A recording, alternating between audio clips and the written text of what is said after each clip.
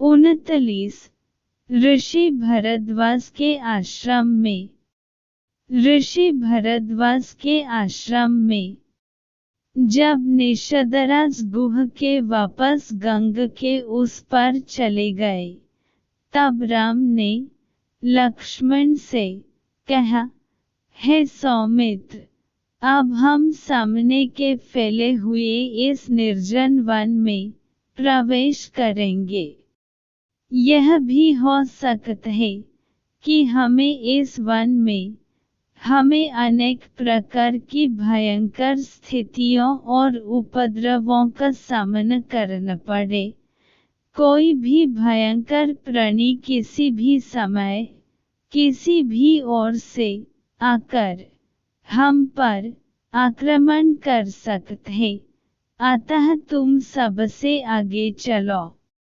तुम्हारे पीछे सीता चलेंगी और सबसे पीछे तुम दोनों की रक्षा करते हुए मैं रहूंगा। अच्छी तरह से समझ लो कि यहाँ हम लोगों को आत्मनिर्भर होकर स्वयं ही एक दूसरे का बचाव करना पड़ेगा।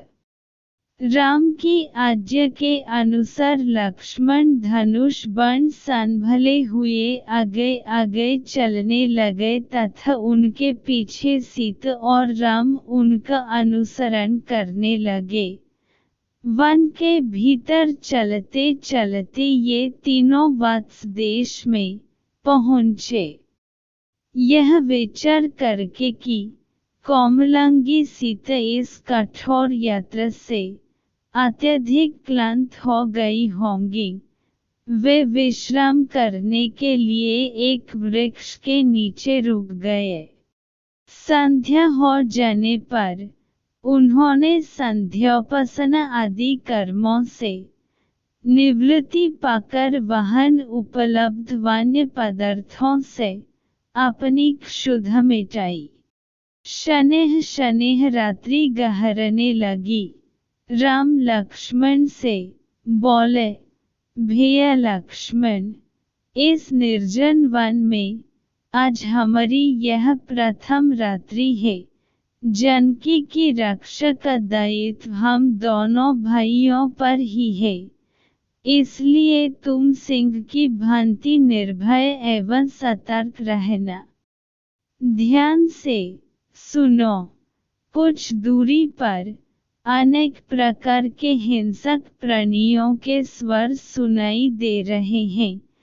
किसी भी क्षण वे इधर आकर तनिक भी अवसर पाकर हम पर आक्रमण कर सकते हैं।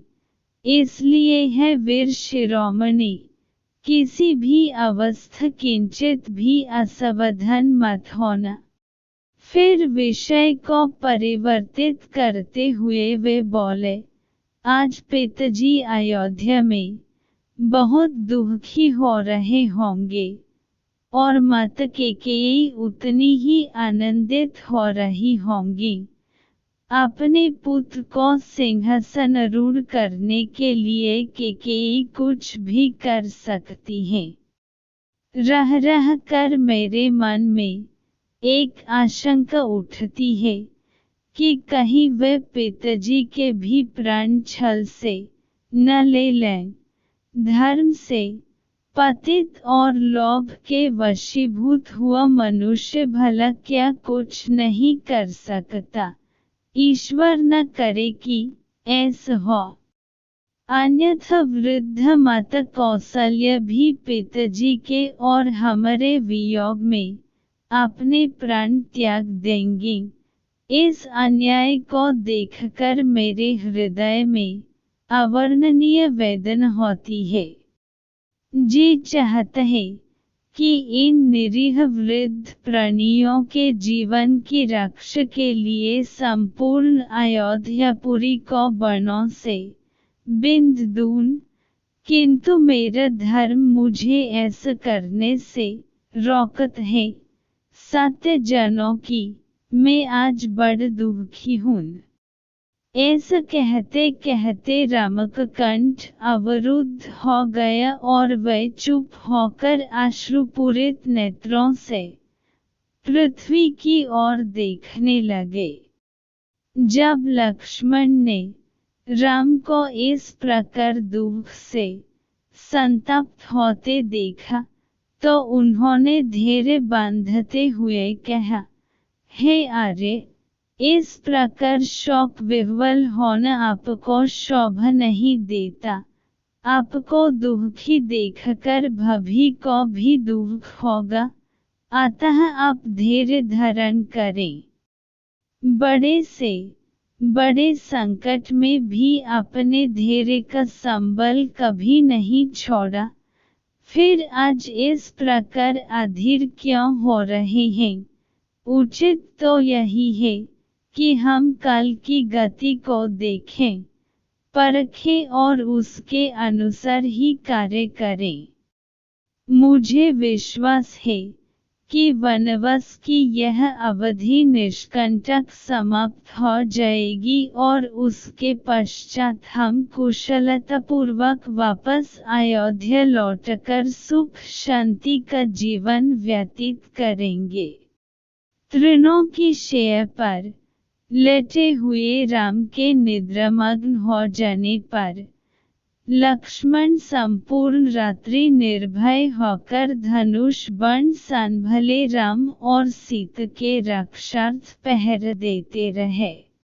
रात्रि व्यतीत होने पर सूर्योदय से पूर्व ही राम, लक्ष्मण और सीता ने संध्या वंदनादि से निवृत्त होकर त्रिवेणी संगम की ओर प्रस्थान किया।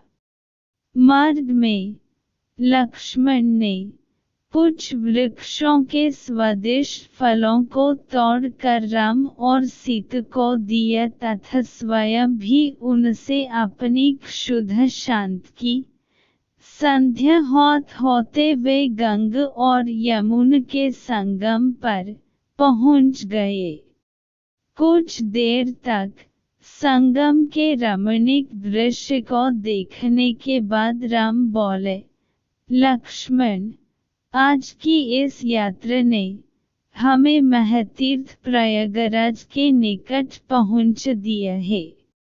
हवन कुंड से उठती हुई यह धूम रेखाएं ऐसी प्रतीत हो रही हैं, मानो अग्निदेव की पताका फहरा रही हो। हवन के इस धुएं की स्वास्थ्यवर्धक सुगंधि से संपूर्ण वायुमंडल आपूरित हो रहा है।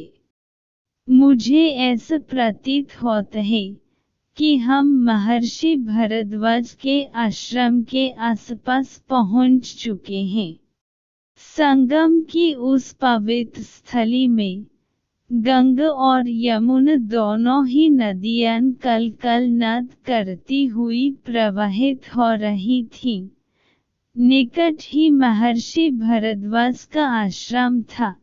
आश्रम के भीतर पहुंचकर राम ने भरद्वाज मुनि का अभिवादन किया और कहा, हे महामुनि, अयोध्यापति महाराज दशरथ के पुत्र राम और लक्ष्मण आपको सादर प्रणाम करते हैं।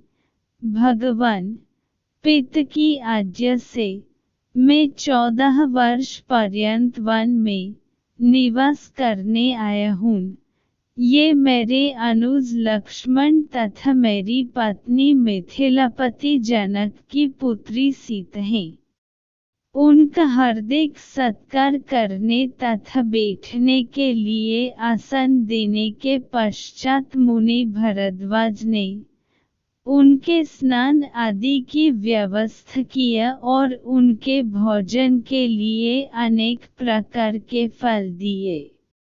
फिर ऋषि भरद्वाज बोले, मुझे ज्ञात हो चुका है कि महाराज दशरथ ने निरपराध तुम्हें वनवास दिया है और तुमने मर्यादा की रक्षा के लिए उसे सहर्ष स्वीकार किया है। तुम लोग 14 वर्ष तक मेरे इसी आश्रम में निश्चिंत होकर रह सकते हो। यह स्थान अत्यंत रमणीक भी है। राम ने कहा, निःसंदेह आपका स्थान अत्यंत मनोरम एवं सुखद है, परंतु मैं यहाँ निवास नहीं करना चाहता, क्योंकि आपका आश्रम अपनी गरिमा के कारण दूर दूर तक विख्यात है। मेरे यहाँ निवास करने की सूचना अवश्य ही अयोध्यावासियों को मिल जाएगी और उनका यहाँ तांत लग जाएगा। इस प्रकार हमारे तपस्वी धर्म में बाधा पड़ेगी, आपको भी इससे असुविधा होगी। अतएव आप कृपा करके हमें कोई अन्य स्थान के विषय में बताइए जो एकांत में हो और जहन सीता का मन भी लग रहे।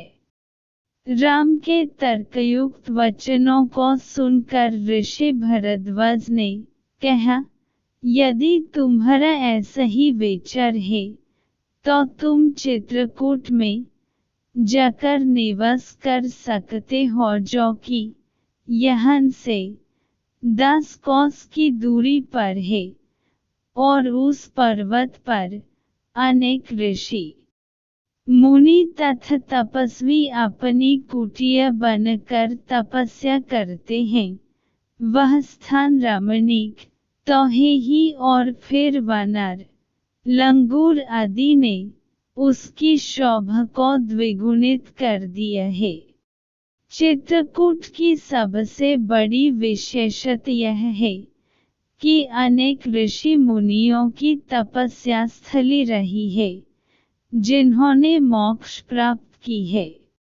महर्षि भरद्वाज ने उन्हें उस प्रदेश के विषय में और भी अनेकों ज्ञातव्य बातें बताईं। रात्रि हो जाने पर तीनों ने वहीं विश्राम किया।